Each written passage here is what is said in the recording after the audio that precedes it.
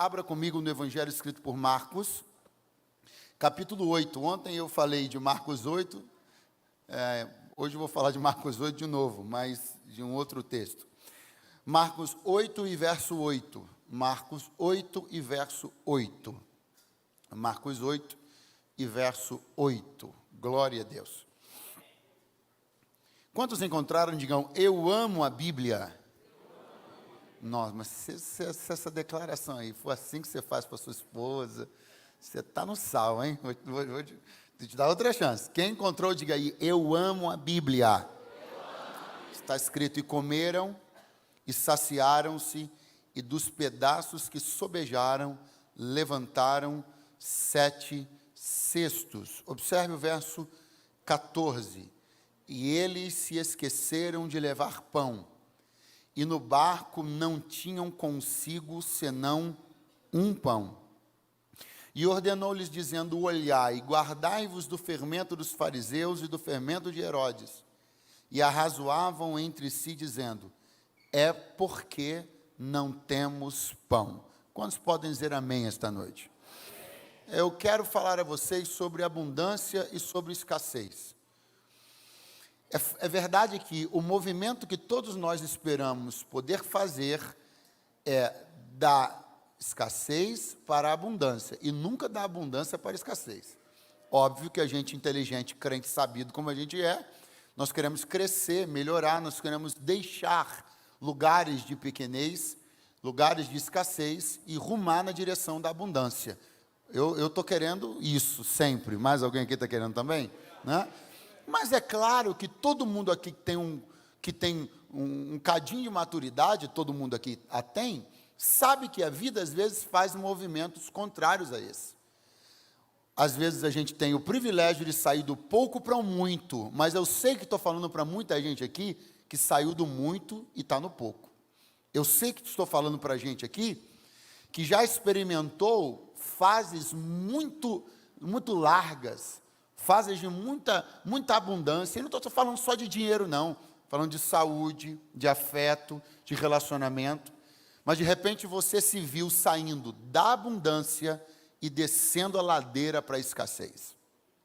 Esse texto que nós lemos aqui é um texto que ele mostra muito bem esses movimentos e essas mudanças. Como é que essa história começa? Ela começa com escassez. Por quê? Porque Jesus estava pregando e de repente se verificou que o pessoal estava lá há muito tempo e não tinha do que comer. Aí Jesus foi lá e pegou um recurso muito escasso e pequenininho e multiplicou pães e peixes. Aí eles saíram da escassez e foram para a abundância. Fala forte essa palavra que é boa de falar. Fala aí. A abundância foi tanta que eles comeram, nós lemos juntos, se fartaram, e dos pedaços que sobraram, pessoal, eles ainda levantaram 12 cestos cheios. A palavra cesto empregada na língua original grega nesse texto é a mesma palavra empregada para o dia em que pegaram o apóstolo Paulo e colocaram ele dentro de um cesto e desceram por um muro para ele fugir de uma perseguição. O que isso significa? Que era um cesto grande, suficiente, portanto, para caber um indivíduo adulto dentro.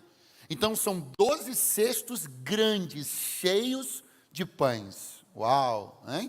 Deu até fome, né, irmão? Esse pão com manteiga, com requeijão, aleluia, com cream cheese. Gastei meu inglês todo, não tenho mais agora. Então, veja, sobrou tudo isso. Só que o texto, ele continua. Ele continua e, de repente, a gente toma um susto quando o texto continua. Porque olha só o que acontece. 12 cestos cheios. Jesus chama os discípulos, eles entram no barco, atravessam o lago de Genezaré e vão para uma região chamada de região da Dalmanuta. Quando Jesus desce do barco, tinha um montão de fariseu tribulado lá. Jesus se indispôs com ele, deve ter falado uma meia dúzia de verdades, eles ficaram irados.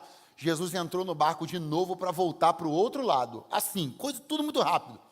Aí o texto disse isso aqui que nós lemos. E eles se esqueceram de levar pão, e no barco não havia consigo senão um pão. aqueles homens que acabaram de viver do outro lado do lago um episódio e uma experiência de fartura extrema, estão reduzidos e resumidos a um pão dentro de um barco, para 13 pessoas. Isso aqui está mostrando para nós a natureza drástica com a qual a vida dá seus pulos, suas modificações, do nada para o tudo, para o quase nada. Essa experiência que os discípulos passaram, que não foi uma experiência de natureza espiritual. Não adianta a gente tentar espiritualizar isso aqui e dizer, mas será que não foi o diabo? Será que não foram os demônios? Não foi nada disso. Há uma palavra aqui, que essa palavra me incomoda, eu não queria ler, eu não queria ver isso daqui, eu não queria que esse atestado de irresponsabilidade estivesse aqui no texto, mas está, porque está escrito assim, e eles se esqueceram. Não está escrito que o diabo roubou eles, não está escrito que salteadores vieram, não, está escrito que eles se esqueceram. Então o grande vilão, ou os grandes vilões dessa escassez, foram exatamente eles. A displicência deles, o esquecimento deles. Veja, a palavra que eu tenho para trazer não vai te animar muito no início, mas no final eu acredito que você vai ficar animado. Porque no início eu preciso que você entenda que quanto mais cedo nós admitimos a nossa responsabilidade acerca de alguns quadros que estamos vivendo agora, melhor vai ser. Quanto mais tempo nós quisermos construir álibis e artifícios para transferir responsabilidades, mais tempo nós vamos demorar para começar a viver a ascensão de volta. Mas quando eu tenho a capacidade de reconhecer em Deus que eu posso ter falhado em algo, eu posso ter sido um administrador não tão feliz, eu posso não ter cultivado o amor de um familiar, eu posso não ter sabido cuidar do meu casamento, aí eu atraio a mão de Deus, porque aquele que fez uma vez, Ele também faz 2, 3 e quantas mais forem necessárias. Se você puder, levante a sua mão bem alto, porque eu vim aqui de Deus profetizar uma coisa sobre a sua vida. O tempo dos cestos abundantes está prestes a voltar para a tua vida e para a tua casa. Quantos creem isso aqui? Digam glória a Deus. Nós estamos trabalhando com uma situação aqui, gente, que eu vou chamar de aflição. Um tipo muito específico de aflição. Porque veja, uma coisa é quando você não tem. Não tem, irmão. Uma coisa é quando você tem, mas esquece. Vou dar um exemplo. Você está fazendo uma viagem, de repente você se depara com uma paisagem fantástica. Aí você pensa, se eu tivesse uma câmera fotográfica, ou se eu tivesse um excelente celular, puxa, eu tiraria uma foto linda agora. Isso é um tipo de aflição, por assim dizer. Mas você não tem. Não vai tirar foto, por quê? Porque não tem. Agora imagina se você saiu apressado, na hora de ir embora, atrasado para o aeroporto, e largou uma câmera fotográfica que você comprou e parcelou em 12 vezes, aleluia. Quem nunca, né, irmão? A parcela, eu creio que a parcela é de Deus. Eu tenho um chamego com a parcela, irmão, eu preciso confessar. Aí você foi e largou lá. Aí de repente você está num lugar maravilhoso, paradisíaco, você olha aquilo e diz assim, poxa, se eu não tivesse esquecido lá em cima da mesa, lá em cima da cama, eu tiraria uma foto bonita agora. Essa aflição, eu vou dizer para você que ela é muito pior do que a primeira. Porque quando você tem, não tem. Agora quando tem e foi displicente, a dor é maior.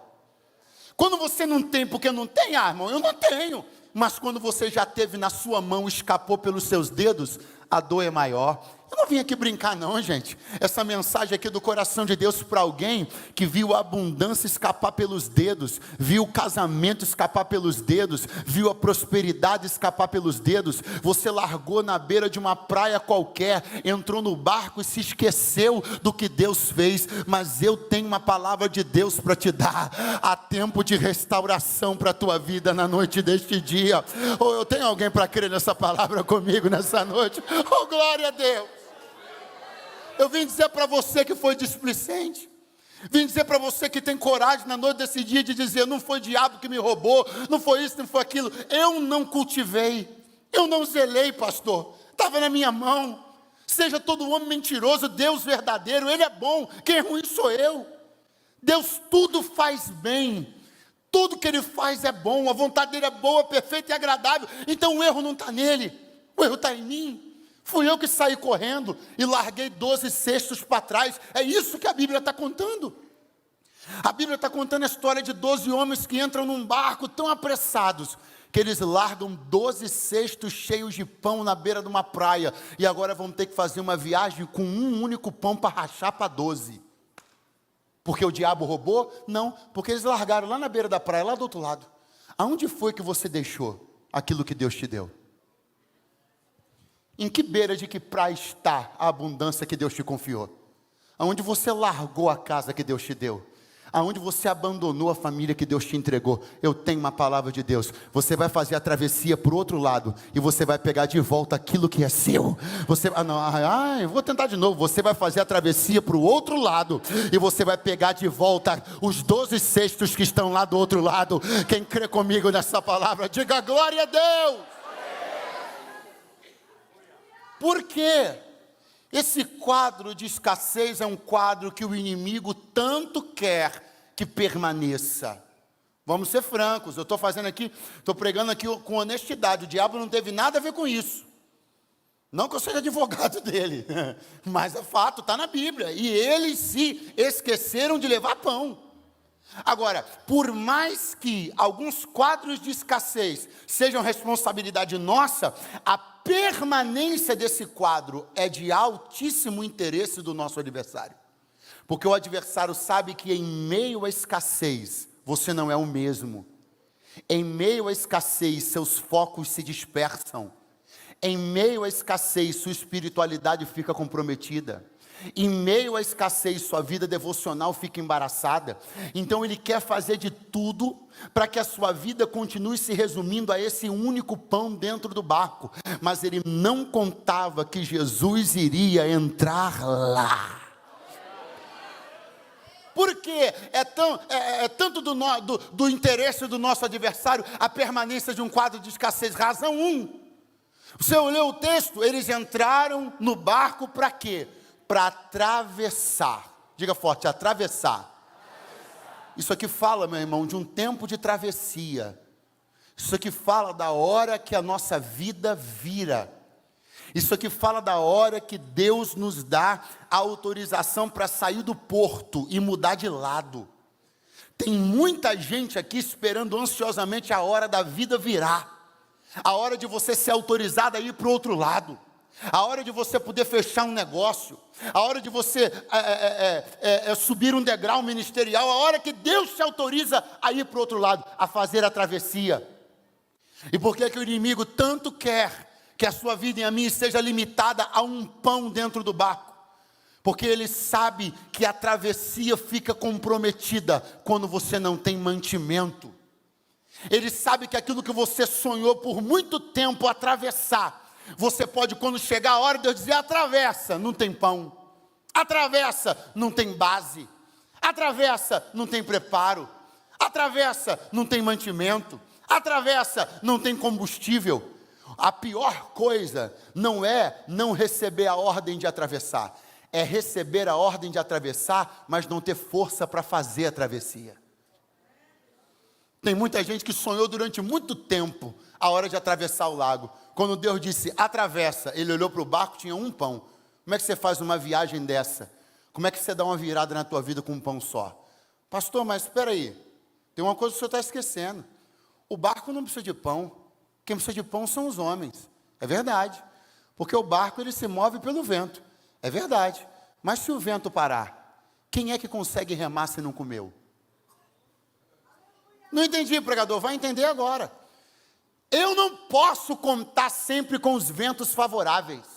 Tem hora que ou eu tenho força para remar, ou vou ficar no meio do mar. Tem muita gente, meu irmão, despreparada, gente incapaz, gente que não correu atrás de nada, não se fortaleceu na fé, não se preparou intelectualmente. E por que você vê a vida dele caminhando? Por que você vê a vida dele andando? Porque ele conta com ventos favoráveis. Não é que ele tem, ele só está num barco que o vento está bom. Não é que ele é bom profissional, ele só está numa empresa onde o vento está bom. Não é que ele é bom crente, ele só está numa igreja onde o vento está bom. Agora, quando o vento para de ser favorável, aí se demonstra aqueles que se prepararam para fazer a travessia. Eu tenho uma palavra de Deus para entregar. Com vento favorável ou sem vento favorável, você vai fazer a travessia, porque tem pão na tua vida, tem preparação, tem sustentação. Você não vai depender de circunstâncias favoráveis. Até contra o vento você vai remar, porque tem força de Deus na tua vida. Aleluia!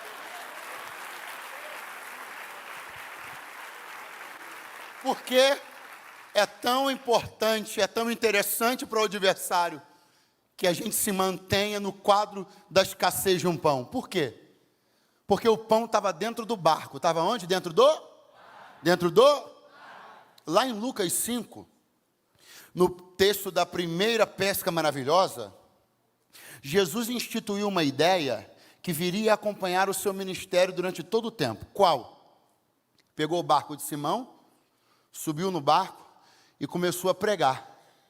Jesus não fez isso só uma vez não, ele fez isso várias vezes. Ou seja, ele transformou o barco em algo que ia além de um meio de transporte. Ele transformou o barco numa plataforma de ministração. Atenção a isso aqui. Ele transformou o barco numa plataforma de ministração, ou seja, de onde partia a palavra, de onde partia o sermão, de onde partiam as mensagens. Então, para o colégio apostólico, o barco não era só meio de transporte, era ambiente de mensagem, era de onde saía a palavra. Por que o inimigo tem tanto interesse que esse único e miserável pão permaneça dentro do meu barco? Porque ele sabe que todo quadro de miséria e de escassez desautoriza a minha mensagem. Ele sabe que enquanto eu estiver vivendo um quadro de escassez, eu não terei autoridade para ministrar. Ele sabe, e tem gente aqui que sabe muito bem do que eu estou falando, vem na tua boca. Você quer falar sobre um assunto, você olha para aquele único pão e parece que aquele único pão te diz assim: você não pode falar de casamento, você não pode falar de vida financeira, você engole seco, você quer entusiasmar alguém a crer, mas aquele único pão olha para você e diz assim: não está funcionando com você, não está acontecendo com você, olha teu casamento como está, olha a tua vida como está, e você é calado pelo seu mau resultado. O seu mau resultado te amordaça, não está dando certo, você não tem coragem para pregar sobre o assunto, não está dando certo, você não tem ímpeto para falar sobre aquilo. E o que isso acontece? Os profetas começam a se calar, as mensagens começam a arrefecer, e é tudo que o inimigo quer, que o meu resultado negativo seja uma mordaça para a minha boca. Mas ele não contava com a noite dessa quinta-feira, porque assim te diz o Senhor: vai voltar a ter prosperidade lá no teu barco, e você vai se sentir à vontade de novo para se levantar e dizer que eu faço, eu curo, eu salvo, eu prospero, porque o teu resultado vai homologar a tua mensagem. Aleluia! Glória a Deus!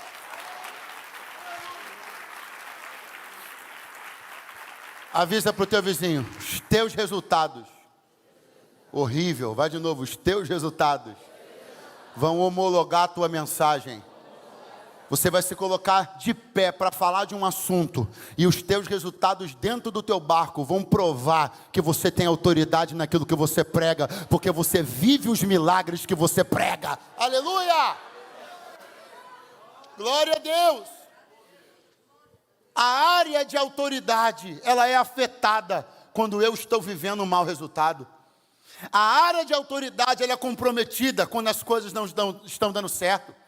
O pão da escassez, ele grita alto e ele me diz: você não pode falar sobre isso, não pregue sobre isso, não aborde essa parte, você não está colhendo esses frutos. Mas quando o resultado muda, quando Deus abençoa, quando a graça chega, quando a prosperidade inunda a nossa casa, a gente se coloca de pé e grita para todo mundo ouvir: Deus pode todas as coisas.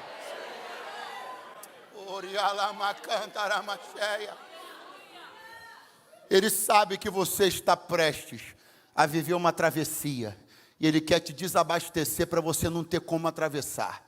Teu inimigo sabe que Deus está prestes a autorizar uma grande travessia na tua vida, então ele quer te desabastecer e te enfraquecer, para você não conseguir fazer essa travessia. Ele quer que se mantenha o quadro de escassez, porque ele quer que a nossa autoridade seja minada, nossa mensagem seja desautorizada. Ele quer que as coisas continuem desse jeito, porque ele quer, ele sonha que aconteça uma coisa trágica. Pergunte qual? Que nós sirvamos as multidões do lado de fora e padeçamos de escassez do lado de dentro. Sabe qual é o sonho do meu adversário? Que eu venha hoje aqui para vocês servi-los com muito, mas quando eu entre na minha casa, eu me deparo com um quadro diferente daquele quadro que eu vivo fora. Tudo que o inimigo quer é que nós vivamos essa dualidade, aonde do lado de fora os cestos de pães, cesto de peixe, 5.000 comendo, 10.000 comendo, e os apóstolos naquela abundância toda. Quando entra dentro do barco, um pão. Então o resultado do lado de fora não se reproduz do lado de dentro. Isso não é discípulo, isso não é apóstolo. Quem Jesus chamou não vive duas realidades, é a abundância do lado de fora e a abundância do lado de dentro. Eu vim profetizar uma palavra: você não vai ser um distribuidor de sorrisos no trabalho e um cultivador de lágrimas dentro de casa. Você não vai ser o camaradinha simpático e agradável da empresa para ser o truculento dentro de casa. Deus me trouxe para te dizer: se equilibre numa vida só. Eu tenho pão para você fora e tenho pão para você do lado de dentro. Quem crê nessa palavra, diga glória a Deus. Glória.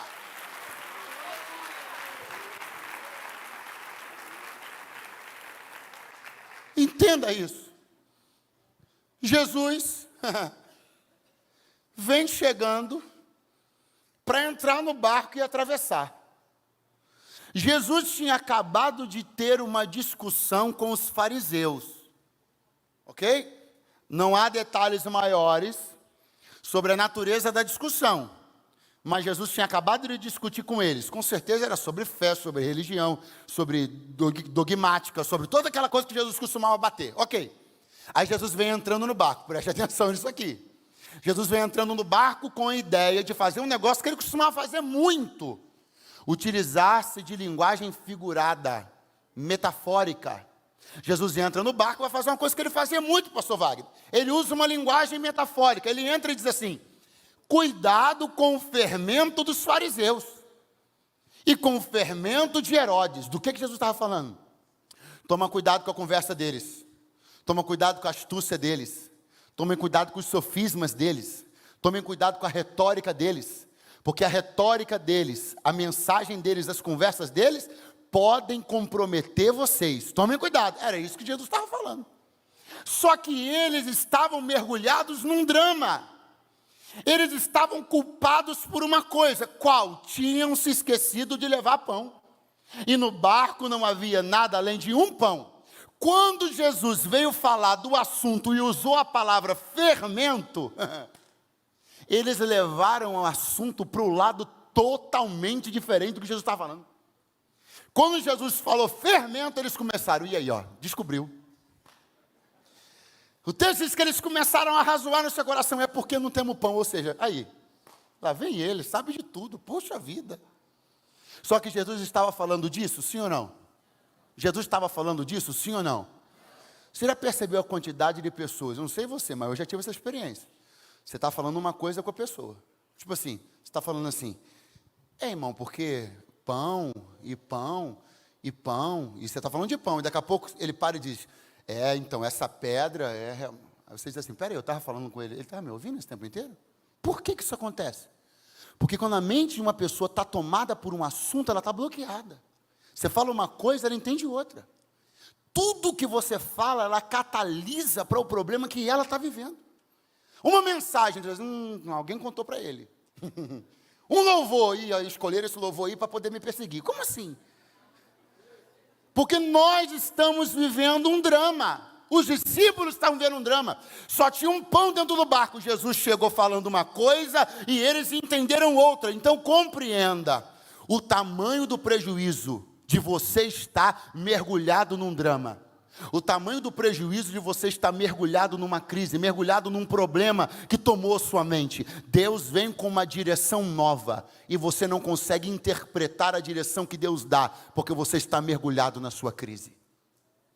Quantas mensagens, eu preciso ser franco com você, quantas mensagens eu e você já não perdemos? Quantos cultos já passaram em branco para mim e para você? Por quê? Porque você passou o culto inteiro aficionado com o problema que você tinha para resolver. Jesus falava uma coisa, você entendia outra. O pregador falava uma coisa, você levava para outro lugar. Você catalisava tudo para o centro da sua crise, quando não é isso que você tem que fazer. Você não tem que pegar a palavra e enrolar ela com você. Você tem que caminhar na direção da palavra e se desenrolar. Eu queria que você segurasse a mão de alguém que está do teu lado, falasse assim para ele: depois, horrível, vai de novo. Depois que você vencer esse capítulo da sua vida, você vai ouvir mensagens de outro jeito, você vai participar de cultos de outro jeito, você vai andar mais leve. É por isso que Deus está interessado que esse pão de escassez saia de dentro do teu barco, porque você vai virar essa página, nós vamos começar a falar de outros assuntos, porque esse episódio será passado na tua história. Oh, glória a Deus.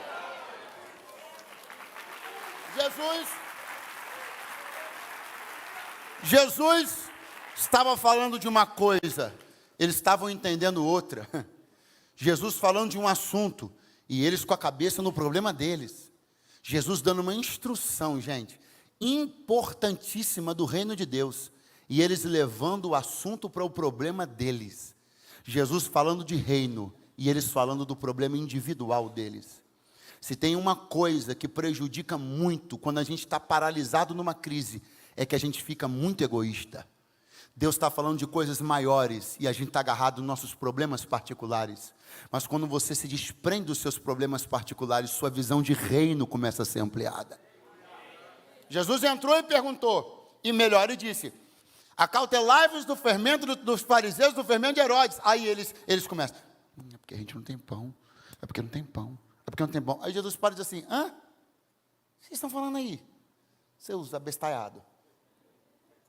Vocês não se lembram? Atenção, olha o que Jesus vai fazer. Vocês não se lembram?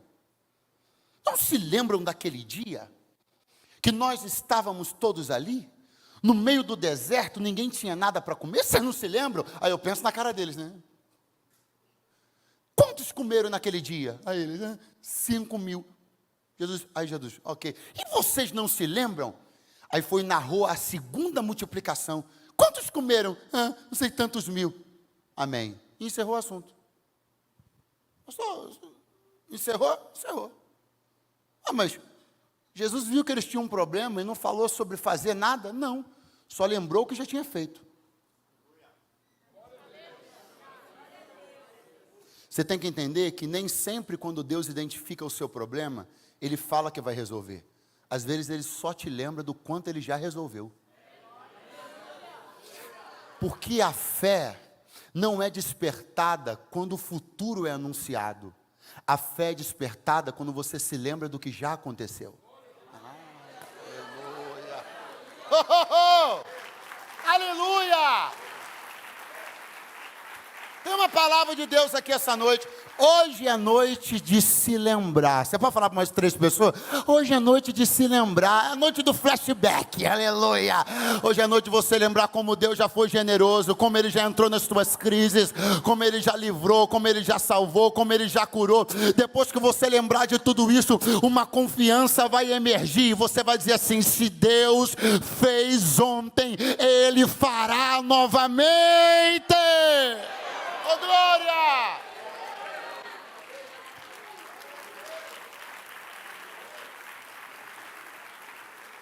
Qual é a opção que nos parecia mais óbvia? Que Jesus entrasse e dissesse assim: pessoal, eu vou multiplicar esse pão aí. Ei, ninguém precisa ficar preocupado com nada. Eu vou fazer. Mas não foi a opção que Jesus tomou. Qual a opção que Jesus tomou? Falar a respeito do que já tinha. Falar a respeito do que já tinha. Por que Deus não fala de futuro sempre? Pergunte por quê. Porque Deus não fala de futuro com quem não tem fé. Pastor, Deus fala muito pouco do meu futuro, porque Ele não viu fé em você ainda. Se você chegasse, ainda mais, né, no nosso país, falando de São Paulo, ainda mais esse exemplo, fica muito pujante. Vamos supor que você tem uma banheira em casa. Eu creio, irmão. Aleluia. Né? Você tem uma banheira em casa, você chega, dá uma olhada e vê que a tampa lá do ralo está aberta. Você liga a água e sai? Você faz isso? Porque você não vai despejar um fluxo precioso num lugar que não retém. Você não vai despejar um fluxo precioso se você não enxerga a capacidade daquele recipiente de reter. É a mesma coisa. Por que Deus não fala de futuro com algumas pessoas? Porque não tem fé. Então Deus não libera um fluxo sobre quem não retém. Então o que Deus prefere fazer? Te lembrar do que Ele já fez, para ver se tu arruma fé.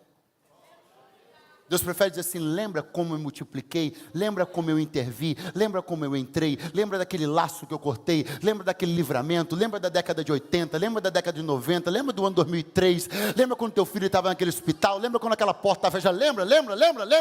Então fica com tudo isso aí agora para ver se você conclui sozinho, que se eu fiz antes, eu vou fazer outra vez, oh glória! Quantos creem que Ele fará outra vez? Se expressem de maneira bem barulhenta na noite deste dia. Ele fará outra vez. Ele fará outra vez.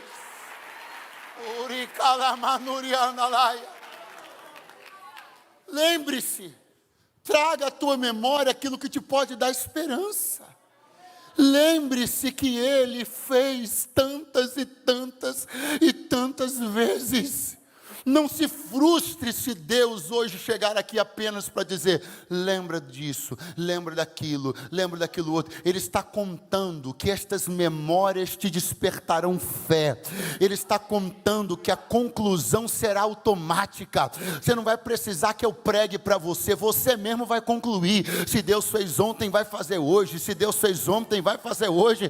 Você não precisa que eu pregue isso para você. A tua própria história de vida, ela deveria gritar alto para você que esse Deus é bom, que esse Deus é poderoso.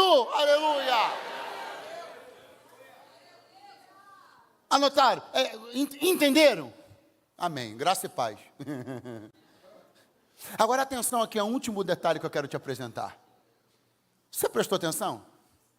Jesus poderia ter contado muitas histórias de milagres para edificar a fé dele, sim ou não?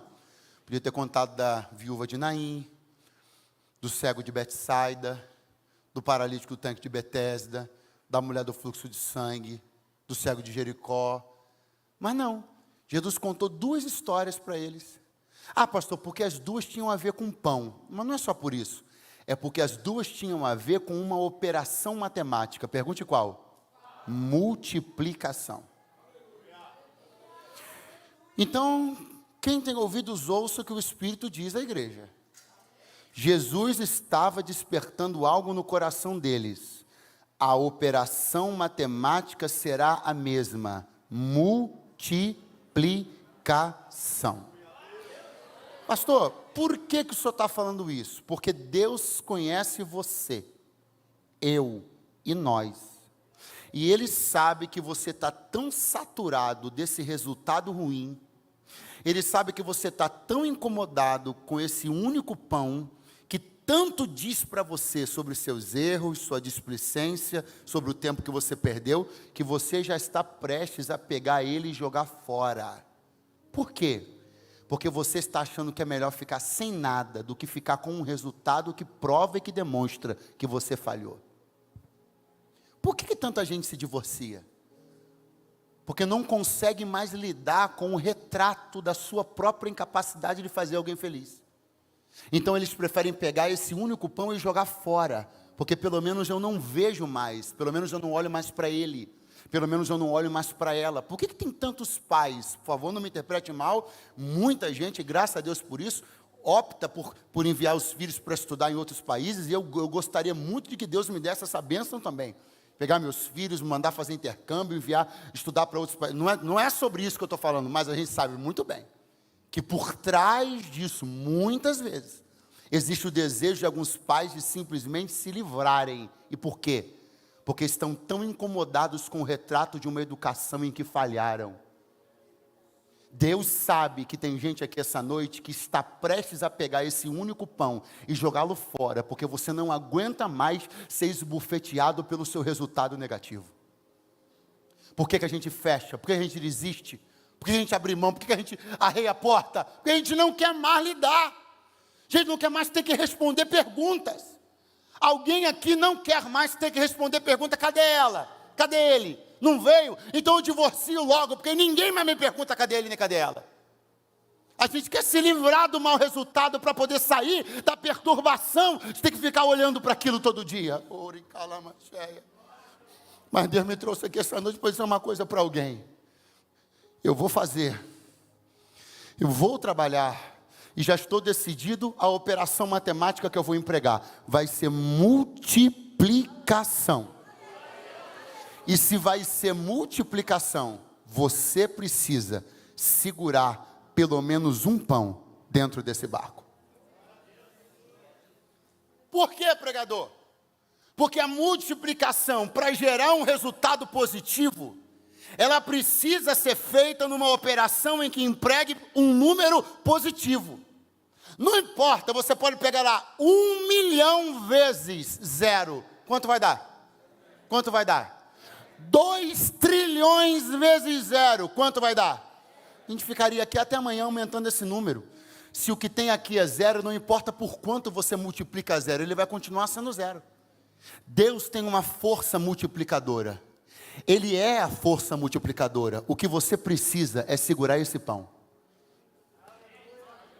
Ele é a força multiplicadora. O que você não pode é desistir, porque senão, se Deus multiplicar o 0, não vai dar em nada. Mas se você tiver coragem para insistir, só mais um pouquinho, assim te diz o Senhor: eu estou chegando dentro deste barco e vou multiplicar, oh glória! É por isso que o inimigo andou tentando persuadir pessoas aqui a desistirem. É por isso que o inimigo mandou pessoas no teu caminho essa semana para te persuadirem a desistir, a entregar os pontos, porque ele quer que você fique no 0. Porque ele sabe que se Deus chegar para multiplicar e você tiver desistido, ele não poderá multiplicar nada. Mas se quando Deus chegar para multiplicar, você tiver conseguido segurar pelo menos um pão dentro do barco, vai dar certo o que Deus está por fazer. Ou levante a sua mão mais alto que você puder essa noite, assim diz o Senhor na noite dessa quinta-feira: aguenta só mais um pouquinho, porque eu estou chegando. Pega a mão de alguém e diz para ele: aguenta só mais um pouquinho. Não desiste agora. Não abre mão da tua família agora. Não abre mão do teu casamento agora. Não abra mão dos teus filhos agora. Não declara falência agora. Anula os papéis. Liga para o advogado hoje e diz que você repensou, porque Deus mandou dizer que está chegando. Oh glória! Desfaz as malas, porque Deus mandou te dizer que está chegando. Não vai sair ninguém de casa, assim te diz o Senhor, porque Ele mandou dizer que está chegando. Segura, segura, segura, segura, segura. Tem alguém me ouvindo na noite desse dia? Segura, segura, oh glória! Todo o assédio que você sofreu nos últimos dias e semanas para desistir, foi um assédio planejado pelo teu inimigo, porque ele sabe que Deus está chegando. Então ele quer que você se livre desse pão, porque aí Deus chega e não tem nada. E se não tiver nada, você vai estar dizendo para Deus: eu não acreditei que o Senhor chegaria.